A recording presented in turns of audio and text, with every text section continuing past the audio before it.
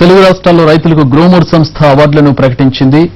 రైతే రాజు పేరుతో 40 మంది ఉత్తమ రైతులకు అవార్డులు ఇచ్చింది. హైదరాబాద్లోని ప్రైవేట్ హోటల్లో జరిగిన కార్యక్రమంలో సంస్థ ప్రతినిధులు, పలువురు ప్రముఖులు పాల్గొన్నారు. వివిధ జిల్లాల నుంచి వచ్చిన రైతులు ఈ కార్యక్రమంలో పాల్గొన్నారు. సేంద్రియ ఎరువులను ప్రోత్సహిస్తున్నామని చెప్పారు సంస్థ ప్రతినిధులు.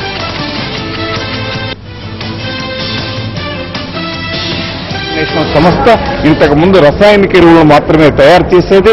కానీ నేటి భూమి యొక్క ఆరోగ్య పరిస్థితిని బట్టి రసాయనిక ఎరువులతో పాటు సేంద్రియ ఎరువులను కూడా అందజేస్తుంది.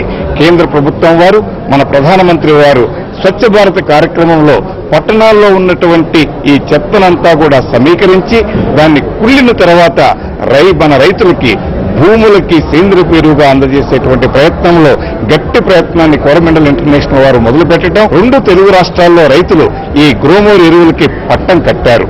ఏ కంపెనీకి లేనటువంటి విధంగా వాడుతున్నటువంటి ప్రతి 100 బస్తాల్లో కూడా 61 బస్తాను గ్రోమోర్ ఎరువులను ఆదరించారు. 2 తెలుగు రాష్ట్రాల రైతులకి ఈ గ్రోమోర్ ఖజానా లాంటి ఎన్ని ప్రోగ్రాములు చేసినా వారి రుణాన్ని మేము తెచ్చుకోలేము. ప్రభుత్వ ఆసుపత్రుల్లో